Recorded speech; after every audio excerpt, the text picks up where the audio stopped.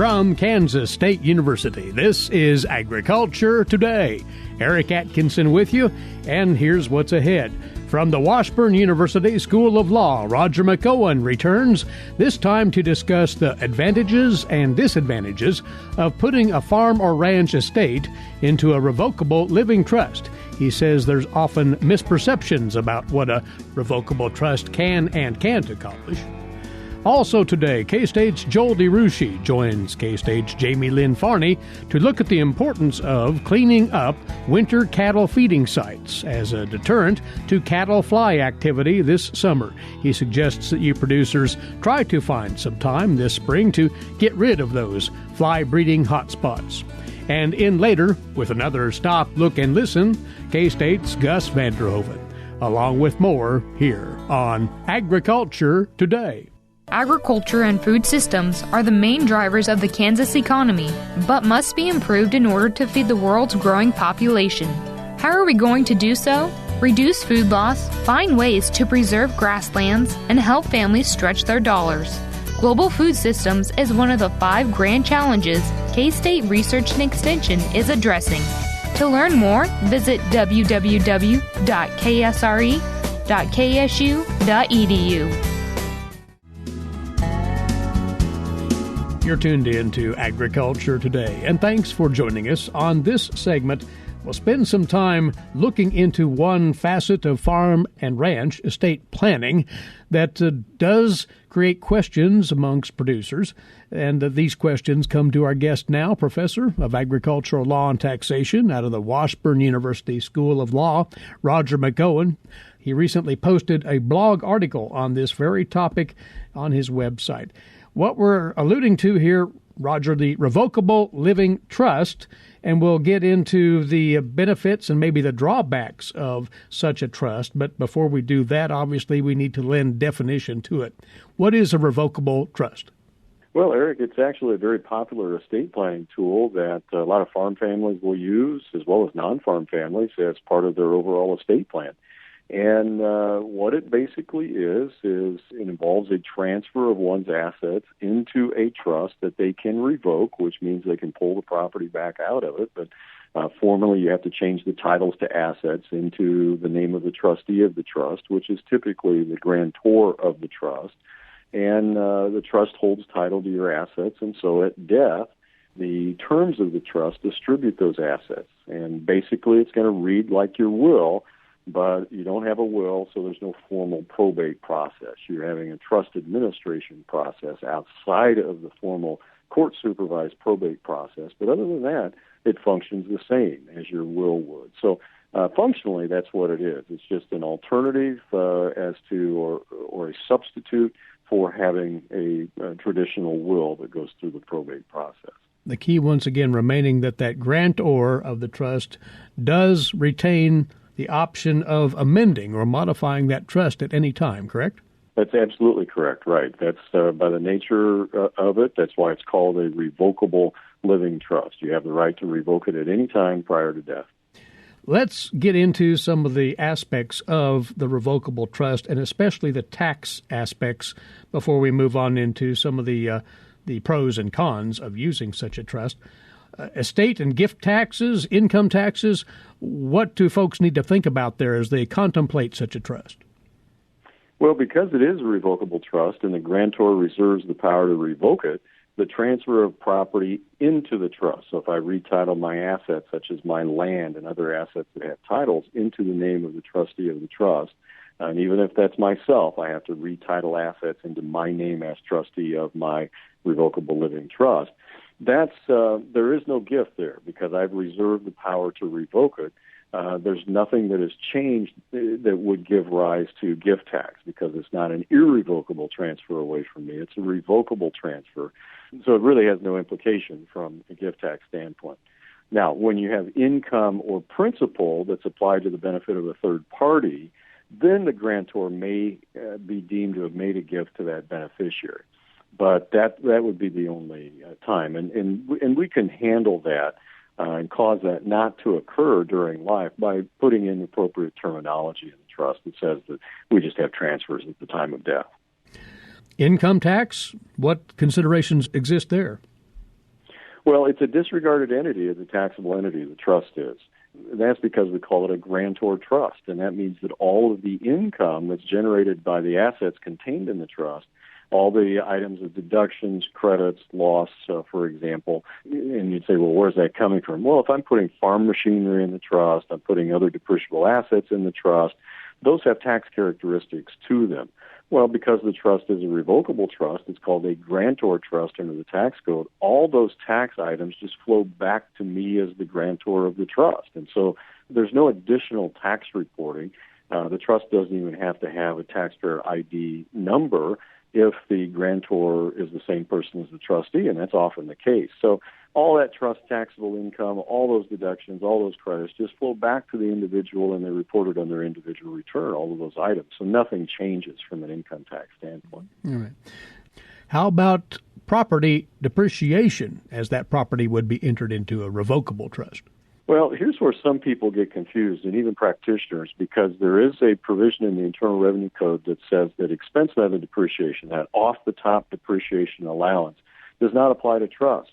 Well, that's true. It doesn't apply to irrevocable trusts because that's a transfer away from the grantor. But if the trust is treated under the grantor trust rules, which a revocable trust is, then the assets in the trust are still eligible for expense method depreciation, and it just flows back to the individual grantor's return.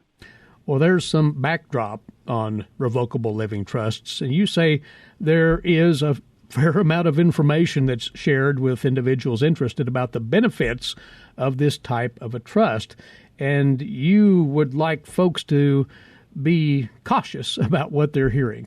Yeah, there's a lot of information out there by people that promote revocable trusts. Some of that information is misleading at best.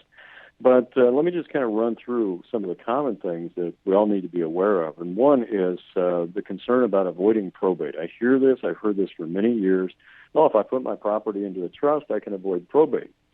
Well, yes, if you get all of your assets into the trust. That's why a revocable trust, which becomes irrevocable at death, is often accompanied by something we call a pour-over will, which says if I've forgotten to put something that I own in the trust or I subsequently acquire an asset and it's not in the trust, then I'm directing my executor to pour over all of these other assets into the trust at death so I'm not missing anything. So the idea is I don't want to have a probate with respect to the stuff that I didn't get in the trust during life. But then we have to ask ourselves the question, okay, trust can avoid probate. We give you that one. But what does that mean? A lot of people think, well, probate's really costly and a trust is going to be cheaper. Not necessarily, and particularly not in states such as Kansas or Nebraska or Iowa or states in the middle part of the country. We're not talking about the probate systems that are used in New York and California, which are more costly and in some instances much more costly than the procedure in the center part of the country. So avoiding probate does not necessarily mean minimizing cost. There's a difference in cost on the front end as well as the back end. On the front end, it's going to cost more to create the trust than it will to do the same thing with a will that mirrors the provisions in the trust. On the back end, the fee to administer the trust is generally about half of what the fee would be to administer the assets through the probate process had the individual had a will. So, you pay more up front to supposedly recapture those savings on the back end, but probate costs in the typical estate situation in Kansas and states in the Midwest and the Plain States, usually not a big deal. And one other among many further considerations here, whether one or the other, a revocable trust or a will, is more easily challenged by those heirs, which might not be content with how either of them would read. Is there anything to that? Well, I think there is, perhaps slightly, but keep in mind, if family members want to pick a fight, they can challenge wills and they can challenge trusts. And I've seen situations where it's just going to happen. That's just the way the family is. And I think that's a minority of situations, particularly the farm folks that are out there.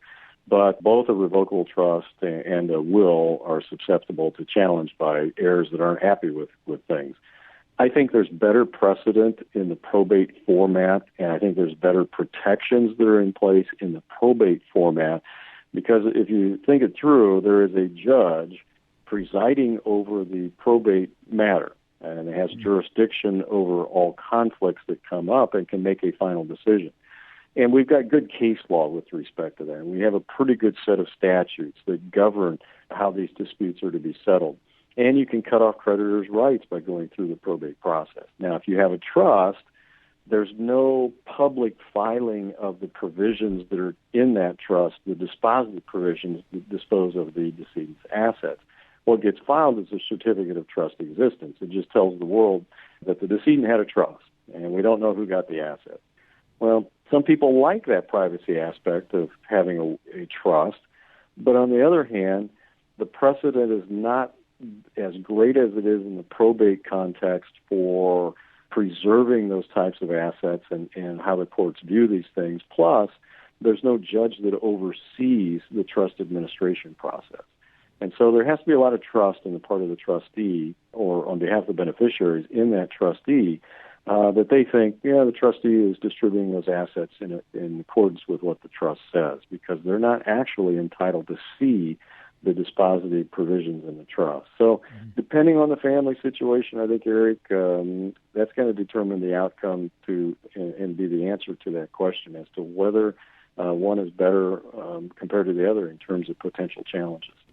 Well, we'd refer folks to the article that you've placed this past Thursday, April the 22nd, as a matter of fact, on your blog on the Revocable Living Trust, Is It For You? That's at washburnlaw.edu/WALTR. But the concluding thought you have, Roger, is that a revocable trust, you say, is not clearly advised for everyone. I think that's correct. There is no one-size-that-fits-all estate plan. There's no substitute for good counseling in the preparation and implementation of one's estate plans. Always a pleasure. We'll talk again in a couple of weeks. Thanks, Roger. Thank you, Eric. From the Washburn University School of Law, Professor of Agricultural Law and Taxation, Roger McEowen, who's along with us every other Wednesday on Agriculture Today. For 25 years, K-State Research and Extension's Kansas Agricultural Mediation Services has been providing a no-cost, confidential place to call in and visit with an agricultural lawyer. Our experts are available to help you producers handle legal and financial issues. Explore your options and generate solutions. Call us at 800-321-3276 or visit us online. Kansas Agricultural Mediation Services. You're listening to Agriculture Today. Well, it might not be at the top of your priority list on the farm or ranch right now, but there is a task that deserves attention if you want to push back on those summer fly infestations in your cattle herds. K-State Livestock Environmental Specialist Joel DeRouchey talked with K-State Beef Systems Specialist Jaymelynn Farney about winter feeding site cleanup during the latest Dr. J's Beef podcast. Why do we need to worry about cleaning up this winter feeding area? Yeah, you know, we have to often think that these winter feeding areas, we have to treat them just like they are a confined pen situation. You know, we do routine for anybody who's feeding in confined pens, whether backgrounding or feedlot cattle. We provide management to that pen surface in terms of cleaning, scraping, grading it, you know, for water drainage in those cases, but then to get the manure out. So we create a better pen surface so those cattle are not continually knee deep in manure. Really the same happens on these temporary feeding sites as well. Anytime there's more cattle activity in those areas, the ground just becomes devoid of vegetation and it can just turn into more of a mud situation. The same things happen when the manure accumulates. We basically have that in a more confined area, and there's other things that come from that, and one certainly being the buildup of pathogens and E. coli. The more manure we have in any one area, the more potential disease pressure we put on those cattle, or especially calves, during this time of year before grass is ready to kick out on. Or we simply have an additional area where a lot of fly production can happen with, and it's very well documented. We can talk more about that, but the amount of flies that can come from these temporary feeding sites is quite substantial, and that can then lend into our summer fly production all the way through and affect the growth and performance of our cattle. Since everybody's thinking fly control on grass now, let's go ahead and just hammer on fly control from your feeding site management. Yeah, the way you got to think about it is, why do we have flies? I mean, flies are only going to develop in areas that they actually have a breeding or development place to do that from.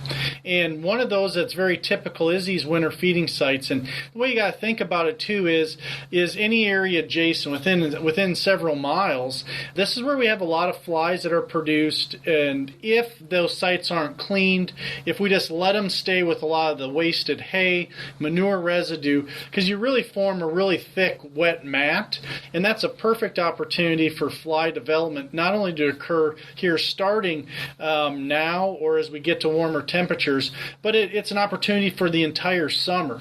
If you ever go in, and anybody that hopefully as you've cleaned these sites, it'll dry out on top on that top crust, but once you break down into it, it stays wet almost the entire summer. If you have at least 6 to 10 inches of a manure, wasted hay type mat, especially around any bale ring situations. And way to think about it is our entomologists over time have done a lot of fly trapping, a lot of fly work with winter feeding sites, and just a single round bale feeder, if it's stationary there for the winter and we're feeding cattle on it, just in one of those rings as you do a circle around it, we can have over 1 million stable flies emerge from a single round bale feeding site, and that's just one. So if you have multiple round bale sites, again, on that feeding locations, and so again, if we had to recognize it only takes about 5 of those stable flies per leg to start decreasing performance on cattle, and so it's an opportunity for huge amount of fly production. And so by cleaning, by piling that site, and then spreading it, or at least allowing it to heat and compost, we're going to decrease that opportunity for fly production in those areas. That will affect us the rest of the summer. There's no doubt. I mean, it's been shown that a lot of flies get produced, and so again, we got to do ourselves a favor so we don't hurt or minimize our performance in our calves and our cows, backgrounding or stocker cattle that are out grazing for the summer. Interestingly enough, it doesn't take that many flies to really cause some economic issues. Now, how do you suggest we go about cleaning the site? Yeah, it's whatever equipment somebody has. I mean, we fully recognize that, some of our smaller operations or, if you don't have a lot of confined feeding, you may not have a manure spreader. I mean, manure spreaders, we go back in time, everybody had at least some sort of manure spreader. Today, a lot of people don't. And so really the fact of, as we talk about, especially hay ring sites or these temporary sites, if they don't have some of the equipment, it's taking a front end loader or a skid steer and getting that manure piled up into a pile where it can at least begin to compost. Obviously, it's best, and we really need to get that spread out onto the land. Again, when we talk about fly production, we talk about general biosecurity to get the pathogen load down. Dryness and sunshine take care of that problem. And so we still have to figure out a way, depending on the amount of manure that you have, to get that spread out onto the ground. And I know a lot of people get concerned about spreading manure on grass because of the potential weed seeds that may get brought out. And some of that certainly is legitimate. But if we still have good pasture management, whether that's spraying, whether it's burning on native grass, some of those things will minimize that over time. If you don't want to spread it on grass, obviously spreading it on crop ground is a potential if we can get that done before planting. Or again, if we get it it good and piled and allow that pile, that it's perfect compost material. It's manure, wasted hay, and we got some moisture. That will heat and compost and really break down as well. And then you can even apply it in the fall before you utilize that space again for some winter feeding. So again, I would say it's just however it practically can get done, but just leaving it the way it is and abandoning that site isn't a good practice. And we talk about flies, but the biosecurity side and getting the pathogen load down, because those E. coli, those bacteria, we've done work where over 6 months later we can still culture those in that manure pack. And so again, because of that moisture level that's underneath that wasted hay and manure, it doesn't dry out. And so one thing we have to think about, it lasts a long time, and potential to spread or reintroduce that to a new set of cattle that come into that site, even up to 6 months later on. And when you were talking about the composting, a lot of people immediately jump to the professional composters who turn it several times. Are you saying that's something you need to do, or how can you practically compost? Yeah, no, people aren't going to have time for that, right? So practically, if you can get it piled up on a good cone pile where the water will drain off, it will heat up. It's not uncommon. We'll get internal temperatures, 140, 150 degrees within a few days. The one thing we have to remember is that most pathogens are going to die once it reaches a temperature over 135, 140 degrees. Think about cooking, right? Why do we cook different meat products to different temperatures? It's when we decrease the pathogen load. And really the same happens in these manure packs. We heat it up for about 135, 140 degrees for about 3-4 days internally. We're knocking off the vast majority of the pathogenic E. coli and other pathogens that are in that manure pile. Ideally, at some point, a month or two later, at minimum, you'd come back with that front end loader and turn that pile, and that is a good practice. It will refire it up because you still have the outside that isn't going to reach those temperatures and where we can still have flies and some of the bacteria. If we can at least turn it within a month or two, at least one time, practically that'll take care of a lot of our issues, and then it'll self-compost. Again, we have really good material for that. You can haul it out. 100% agree. We're not out there. Yeah, if you want to turn it every 2 weeks, that's the ideal situation. Reality is most people don't have time for that, and so just at least turning it once or twice over the course of 3 months will get the vast majority of the issues we've talked about. And we want to reiterate this a little bit. You've mentioned it. This is something everybody should do, not just from an environmental stewardship and fly control. You'd said that sunlight gets rid of a lot, but you'd also said in 6 months you still can have E. coli. Yeah. I think it's just one that we get to this time of year, people, and rightfully so, that they're itching to get planted. They want to get cattle out. There's a lot of other things, and one of the things that doesn't come to the priority list is going back and cleaning a pen that has cattle no longer in it or a feeding site that's no longer being used, right? That isn't top of mind. But I think what we have to do is prioritize it somewhere in there to get it cleaned up so we prevent the fly production. We get that pen surface back dried out so we get the bacteria, the E. coli, everything killed off so we don't introduce them later in the year. And the reality is if we don't do this cleaning until end of summer and say, all right, we got cattle coming in a few weeks, let's get this cleaned up, it's too late. We're carrying all those things over. We've already had all the flies produced. We got to get those sites taken care of as quickly as possible. K-State's Joel DeRouchey and Jaymelynn Farney. Now, Joel talked more about the water quality angle to feeding site cleanup. Check out the entire podcast. Search for Dr. J's Beef. This is Agriculture Today. Have you ever thought about where your food comes from? If you're thinking the grocery store, think again. Facts show that the American farmer feeds more than 129 people. They are continually increasing and improving their operations. A wide variety of crops and livestock are grown in Kansas as well as the United States, providing food to your dinner plate.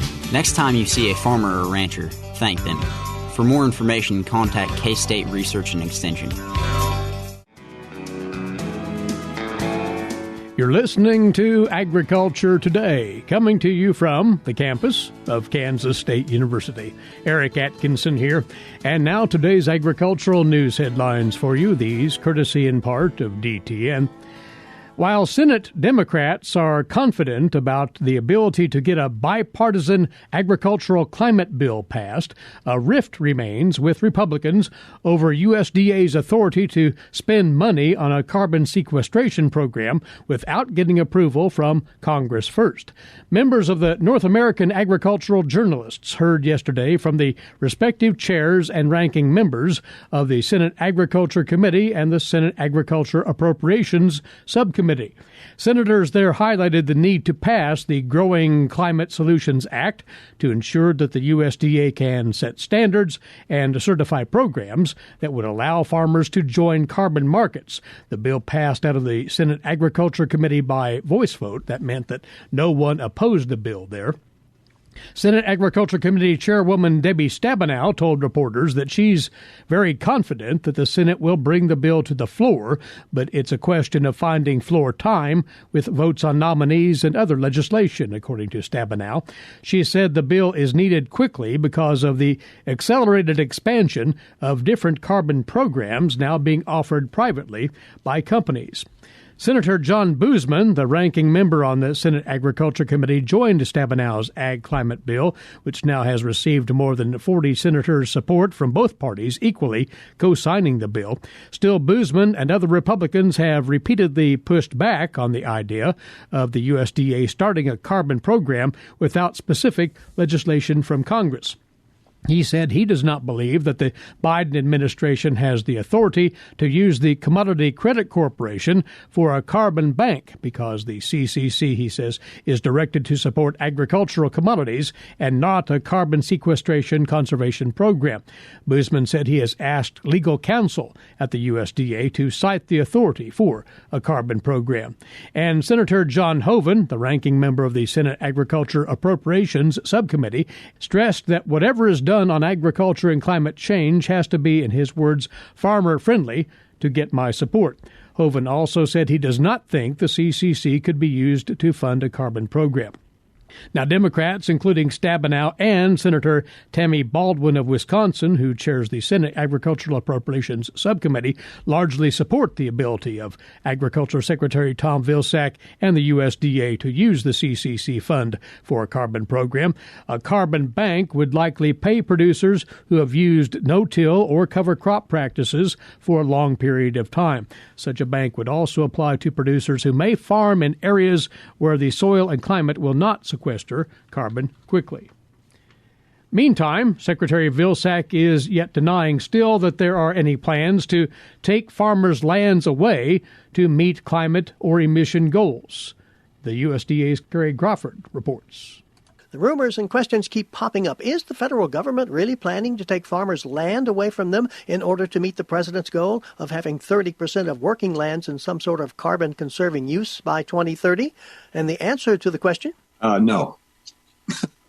No. Agriculture Secretary Tom Vilsack stifling a laugh there when he was asked that question by a reporter Monday. This discussion surrounding 30 by 30 is really, really off base. He said there's no intent to take land away from farmers. In fact, the goal here is to create new opportunities for farmers to benefit by embracing climate-smart agricultural practices. According to Vilsack, the plan is to, in essence, pay farmers to adopt those practices. None of it involves taking anybody's land away from them or using eminent domain. So as far as taking land from farmers, Vilsack says it's not going to happen. Gary Crawford reporting for the U.S. Department of Agriculture. Payments under the Coronavirus Food Assistance Program 2 have reached now $13.5 billion as of April 25th, this past Sunday. Acreage-based payments now totaling $6.2 billion, livestock payments at $3.4 billion, sales commodities at $2.5 billion, dairy at $1.2 billion, and egg and broiler payouts at $57.2 million. As for the CFAP Additional Assistance Program, no payout information has yet been made available from the USDA, even as the Farm Service Agency says that actions under CFAP include processing the CFAP AA payments. The USDA will finalize routine decisions and minor formula adjustments on applications and begin processing payments for certain applications filed for that program, according to the FSA. Data from a recent study showed the repeal of stepped-up basis would be detrimental to family agricultural operations. Scarlett Higgins has more. The Family Business Estate Tax Coalition released a study recently quantifying the impact a repeal of stepped-up basis would have on family businesses. According to the study conducted by EY, family-owned businesses and the local economies they support would be hit hardest by a repeal. To show the impact it would have on farmers and ranchers, EY developed a case study based on a hypothetical family-owned cow-calf operation. In the scenario where stepped-up basis was no longer a tool available for use when generational transfer occurred, gains were taxed at death and resulted in an immediate one-time tax liability equivalent to 280% of the farm's annual income. This scenario shows the catastrophic impact a repeal would have on the ability of farmers and ranchers to transfer their operations to the next generation. This tax increase also would negatively impact the U.S. gross domestic product and job creation. In addition, repeal of stepped-up basis would impose a tax burden on top of the existing estate tax system, further compounding these negative impacts. I'm Scarlett Higgins. And lastly here, a national cattle identification system that was first developed here at K-State has received a big boost of support from one of the country's largest food companies. Tyson Fresh Meats is now backing Cattle Trace, a system that uses ear tags with ultra-high-frequency technologies to establish a national animal disease traceability system. The system was first tested back in 2018 as a pilot project led by K-State in cooperation with the Kansas Livestock Association, the Kansas Department of Agriculture, the USDA, and individual producers.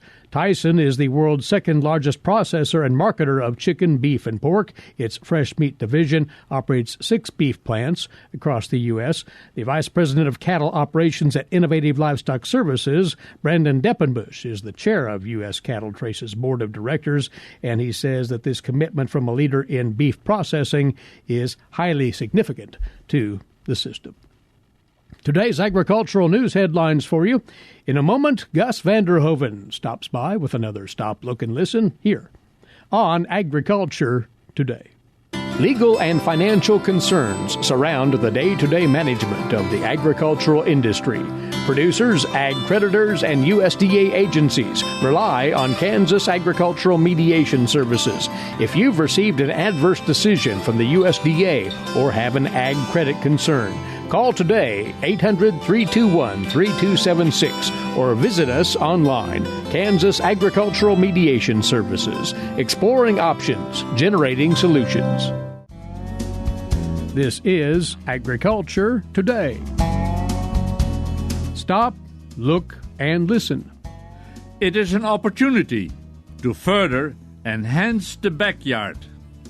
That's Gus Vander Hoeven of Kansas State University with comment on life in rural Kansas. 2 shrubs had died in my friend's home landscape. They were standing one on each side of a neat garden shed at the corner of their backyard. The question was, could I make a recommendation to replace the dead and dying shrubs? I drove over to look at the situation. It's always easier to look, even though you know the setup.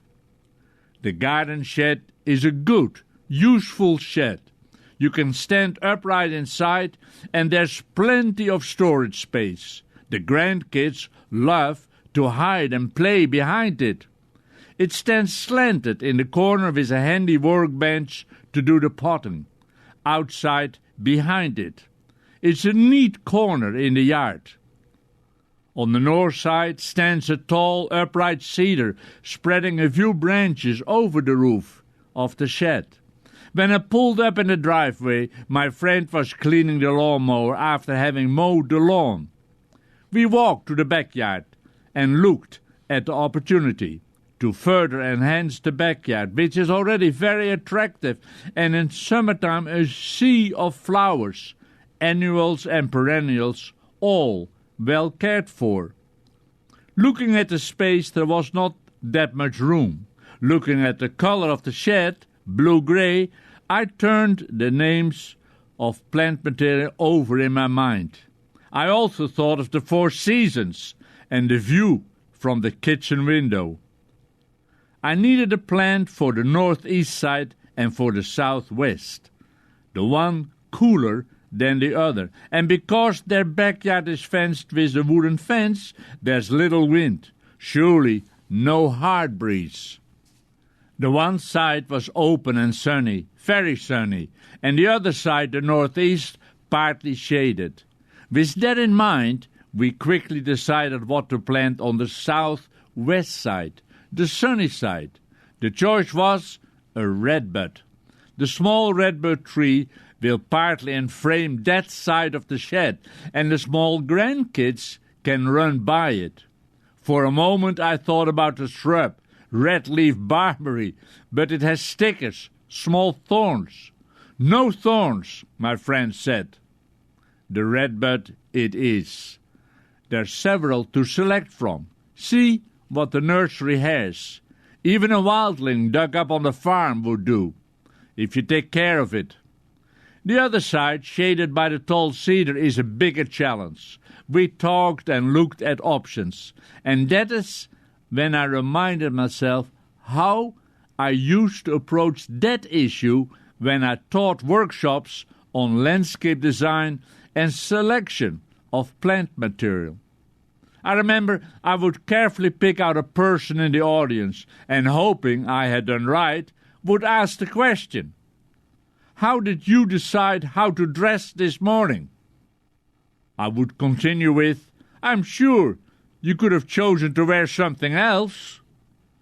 The point I wanted to make was that there are many choices to be made. The first which is that what you wear should fit.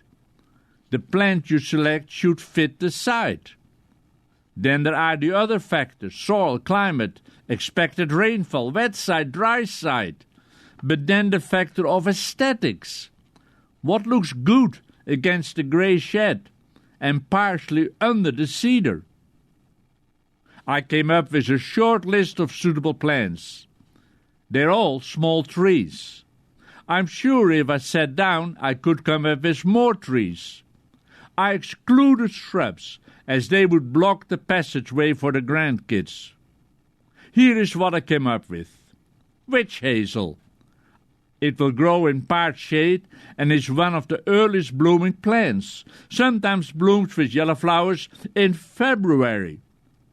There are many cultivars to select from. So, what do you want to wear? I mentioned Nannyberry viburnum. You may need to shape it so it grows into a small tree form. It has black fruits. Birds love. It's a very adaptable plant. In a trade, it is available in tree form. I listed serviceberry or amelanchier. Here again, there are many cultivars to select from. The fruit is edible, and a serviceberry pie could be an incentive for the grandkids to carefully pick the ripe berries. That is, if the birds haven't already done so. There's the Amer maple and the Japanese lilac tree. I also mentioned the Chinese fringe tree and the white fringe tree. It grows 12 to 50 feet high and 10 to 50 feet wide.